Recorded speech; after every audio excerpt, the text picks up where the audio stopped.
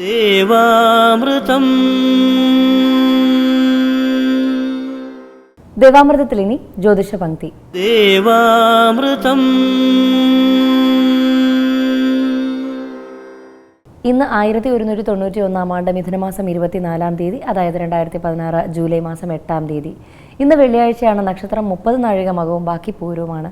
അപ്പോൾ അതുപോലെ ജ്യോതിഷ പങ്ക്തിയിൽ നമ്മളോടൊപ്പം ഉള്ളത് നമുക്കൊക്കെ ജ്യോതിഷപരമായ മാർഗ്ഗനിർദ്ദേശങ്ങൾ നൽകുകയും അതുപോലെ തന്നെ ഒട്ടനവധി പേരുടെ ജീവിതത്തിലേക്ക് പ്രശ്ന പരിഹാരങ്ങൾ നിർദ്ദേശിച്ചുകൊണ്ട് അവരുടെയൊക്കെ ജീവിതത്തിലെ പ്രശ്നങ്ങൾ ദൂരീകരിച്ചു കൊടുക്കുകയും അവരുടെയൊക്കെ ജീവിതത്തിൽ വെളിച്ചം കൊണ്ടുവരികയും ചെയ്ത ഗുരുസ്ഥാനീയനായ ഡോക്ടർ കുടമാളൂർ ശർമാജിയാണ്. വളരെ സ്നേഹാദരങ്ങളോടെ നമുക്ക് ഡോക്ടർ കുടമാളൂർ ശർമാജിയെ ഇന്നത്തെ അധ്യായത്തിലേക്ക് സ്വാഗതം ചെയ്യാം. നമസ്കാരം ശർമാജി. നമസ്കാരം. ഇന്നത്തെ കത്തിലേക്ക് ബഹുമാനി ഡോക്ടർ ശർമാജി, തിരുവനന്തപുരത്ത് നിന്ന് മഹേഷ് എഴുതുന്നു. ഡിഗ്രി കഴിഞ്ഞു, കവിത എഴുത്തുണ്ട്, കലാരംഗത്ത് ഉയരാൻ സാധ്യതയുണ്ടോ, മാളവ്യയോഗം ഉണ്ട് എന്ന് കമ്പ്യൂട്ടർ ജാതകത്തിൽ കാണുന്നു, ഒന്ന് വിശദീകരിച്ച് പറയാമോ എന്ന് ചോദിച്ചിരിക്കുന്നു. തൃക്കേട്ട നക്ഷത്രമാണ്. വിശാഖം ഒടുവിൽ 15 നാഴികയും അനിഴവും കേട്ട എന്ന 2.25 നക്ഷത്രം അടങ്ങുന്നതാണ് വൃശ്ചികം രാശി. തൃക്കേട്ട നക്ഷത്രത്തിൽ ബുധദശയിലാണ് ജനിക്കുന്നത്. ബുധദശ 17 വർഷത്തിൽ 15 വർഷം ഗർഭത്തോടെ അനുഭവിച്ച് കഴിഞ്ഞ് പിറന്ന ജന്മമാണ്. പോയിട്ട് 2 വർഷം മാത്രമാണ് ബുധദശ കിട്ടിയിരിക്കുന്നത്. 15 വർഷം കിട്ടിയിരിക്കുന്നു. നക്ഷത്ര ദശ 17 വർഷമാണ് ബുധൻ. 2 വർഷം ഗർഭത്തിലെ തന്നെ ബുധൻ അനുഭവിച്ച് കഴിഞ്ഞ് 15 വർഷം ബുധൻ ഭൂമി പിറന്നു കഴിഞ്ഞ് അനുഭവിക്കുന്നു. പിന്നീട് 7 വർഷം കേതുദശ. 15, 7, 22 വയസ്സുവരെ കേതു എന്ന തലയില്ലാത്ത ഗ്രഹമാണ് ഭരിക്കുന്നത്. പിന്നീട് ലഗ്നാൽ 10ാം ഭാവത്തിൽ സ്വക്ഷേത്ര ബലവാനായി നിൽക്കുന്ന കലാകാരനായ, ധനവാനായ, സൗന്ദര്യ ആരാധകനായ, ഭാഗ്യവാനായ ശുക്രൻ എന്ന് പറയുന്ന ഗ്രഹം തന്നെയാണ്. കലാരംഗത്ത് ശോഭിക്കുകയും അതുപോലെ തന്നെ കല കൊണ്ട് ജീവിക്കുകയും കലയാൽ ധനമുണ്ടാക്കുകയും കലയാൽ പേരും പ്രസിദ്ധിയും ജനിച്ച സ്ഥലവും പേരും കരയോടൊപ്പം ലോകമറിയാൻ ഇടവരുന്നതും ഒക്കെ മാളവ്യയോഗം ഉള്ളവർക്ക് സാധിക്കും. മാളവ്യം എന്ന് പറഞ്ഞാൽ ശുക്രൻ എന്ന് പറയുന്ന ഗ്രഹം ജനിച്ച ലഗ്നത്തിൻ്റെ 4ാം രാശിയിലും 7ാം രാശിയിലും 10ാം രാശിയിലും സ്വക്ഷേത്ര, മൂലക്ഷേത്ര, ഉച്ചക്ഷേത്ര ബലം സ്വീകരിച്ച് ശുഭഗ്രഹങ്ങളുടെ വീക്ഷണത്തോടു കൂടി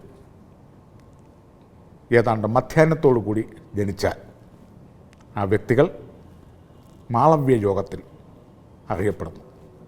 മാളവ്യം എന്ന് പറഞ്ഞാൽ 1ാം സ്ഥാനങ്ങൾ തന്നെ ചൊൽകേണ്ട നടന്മാരും നടികളും തന്നോടെ കോലിക്കാരെ നിയന്ത്രിക്കുന്ന നായകനും നായകയ്ക്കും ഇന്ദ്രജാല വിദ്യക്കാരനും സമുദായ നേതാവിനും ലോകപ്രശസ്ത കായിക താരങ്ങൾക്കും ചിത്രകാരന്മാർക്കും ഭാവനാസമ്പന്നന്മാർക്കും കവികൾക്കും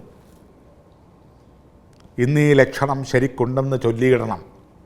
ഈ യോഗത്തിലാണ് മഹേഷ് ജനിച്ചിരിക്കുന്നത്. ഡിഗ്രി കഴിഞ്ഞു, കവിത എഴുതുന്നുണ്ട്.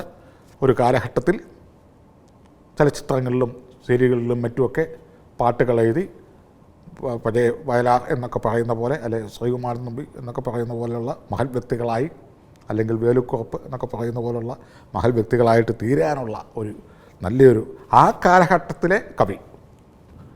അതാത് കാലത്തെ ജനങ്ങളെ സന്തോഷിപ്പിക്കുന്നതിനും ചിന്തിപ്പിക്കുന്നതിനും ചിരിക്കുന്നതിനും വേണ്ടി യോഗകാരകന്മാരായ ഗ്രഹങ്ങൾ യോഗകർത്താക്കളായ ജനങ്ങളിൽ ആവേശിക്കുന്നു. എല്ലാ കാലവും എല്ലാ കലയും എല്ലാം ജ്വലിക്കണമെന്നില്ല. അതാത് കാലഘട്ടം ജ്വലിക്കത്തക്ക രീതിയിൽ, തിളങ്ങത്തക്ക രീതിയിലുള്ള ഒരു ശോഭനമായ ഒരു യോഗമാണ് മാളവ്യം. അതുപോലെ തന്നെ മറ്റൊരു യോഗമാണ് രുചകം. അതുപോലെ തന്നെ ഏറ്റവും പ്രധാനപ്പെട്ട ഒരു യോഗമാണ് ഹംസയോഗം. അതുപോലെ തന്നെ അതീവ ശ്രദ്ധയാകർഷിക്കുന്ന ഒരു യോഗമാണ് ശ്രീഭദ്രയോഗം. അതുപോലെ തന്നെ ശശമഹായോഗം. പിന്നെയുള്ളത് അതിൻ്റെ താഴെ നിൽക്കുന്നതാണ് നീചഭംഗ രാജയോഗം. അതുപോലെ തന്നെ മഹാഭാഗ്യയോഗം, ഇങ്ങനെ ഒട്ടനവധി 1000-ൽ പരം യോഗങ്ങൾ വേറെയുണ്ട്. അതാത് കാലഘട്ടങ്ങളിൽ കത്തുകൾ വരുമ്പോൾ അതിനനുസരിച്ച് ജനങ്ങൾക്ക് മനസ്സിലാവത്തക്ക രീതിയിൽ ഇന്നത്തെ ആധുനിക രീതിയിൽ യുവാക്കളൊക്കെ ഇതൊക്കെ കൂടുതലായിട്ട് കമ്പ്യൂട്ടറിലൊക്കെ ഇട്ട് നോക്കിയാൽ യോഗങ്ങൾ മാത്രം നമുക്ക് പഠിക്കാൻ പറ്റും. പക്ഷേ അതിൻ്റെ വ്യാഖ്യാനങ്ങളും അത് എത്ര ഡിഗ്രി സെൻറ്റിഗ്രേഡിൽ നിൽക്കുന്നു എന്നുള്ളതും അത് ഏതെല്ലാം തരത്തിലൊക്കെയാണെന്നുള്ളതും ചിന്തിക്കാൻ ബുദ്ധിമുട്ടായിട്ട് വരും. അതിനാണ് ഗണന രീതി, ഗണനം തന്നെ വേണം. 22 വയസ്സ് മുതൽ 42 വയസ്സ് വരെ ഇദ്ദേഹം ഭാഗ്യവാനായും ഒക്കെ വരും. ഒരു 8-ൽ രാഹു എന്ന് പറയുന്ന ഒരല്പം ദോഷം ഉണ്ട്. കാരണം വലിയ വലിയ യോഗകാരകന്മാർ ആ യോഗനിലയിൽ എത്തുന്നതിന് മുമ്പ് എന്തെങ്കിലും ഒരു ചെറിയ തടസ്സങ്ങളോ ഒരു പ്രതിസന്ധികളോ ഒരു പ്രയാസങ്ങളോ ഒക്കെ വരും എന്ന് കഴിഞ്ഞ കത്തുകളിൽ സൂചിപ്പിച്ചിട്ടുണ്ട്.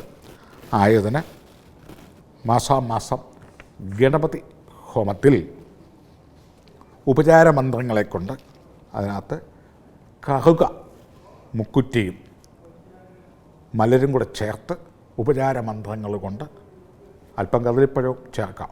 ഒരു 8 ദിവസമെങ്കിലും ഹോമവിധികൾ ചെയ്യുന്നത് നല്ലതാണ്. ഗണാനാദ്വാ ഗണപതിം ഹവാമഹേ കവിം കവീനാ ഉപവസ്സവസ്തമം ജ്യേഷ്ഠരാജം ബ്രഹ്മണസ്പദ ആനസുന്നന്നേതി ശ്രീതസാധനം. ഇത് ഉപചാരമന്ത്രങ്ങളാണ്, ദേവനെ സ്തുതിക്കുന്ന. അത് അത്തരം മന്ത്രങ്ങൾ കൊണ്ട് ഈ കറുക മുക്കുറ്റിയും കദളിപ്പഴവും മലരും ചേർത്ത് ഹോമാദികൾ ചെയ്താൽ കൂടുതലായി ശോഭിക്കുകയും ആ മാളവ്യയോഗം പെട്ടെന്ന് തന്നെ ഇരുമ്പിനെ ആകർഷിക്കുന്ന പോലെ പെട്ടെന്ന് തന്നെ കുറേശ്ശെ കവിതകൾ എഴുതാനും അത് സിനിമയിലോ കാലിക പ്രാധാന്യങ്ങളായ കാര്യങ്ങളിലൊക്കെ ഇടപെടാനും ഒക്കെ ക്രമേണ ശ്രദ്ധാലുവാകാനും ഒക്കെയുള്ള യോഗങ്ങളുണ്ടാവും.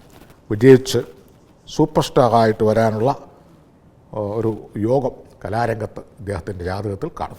ജ്യോതിഷപംക്തിയുടെ ഇന്നത്തെ അധ്യായം ഇവിടെ പൂർണ്ണമാവുകയാണ്. ജ്യോതിഷപരമായ മാർഗ്ഗനിർദ്ദേശങ്ങൾ ഡോക്ടർ കുടമാളൂർ ശർമാജിയിൽ നിന്ന് അറിയാൻ ആഗ്രഹിക്കുന്നവർ താഴെ കാണുന്ന നമ്പറിൽ അദ്ദേഹത്തെ കോൺടാക്ട് ചെയ്യാവുന്നതാണ്. പ്രശ്നപരിഹാരങ്ങൾ സ്വായത്തമാക്കാവുന്നതാണ്. ദേവാമൃതം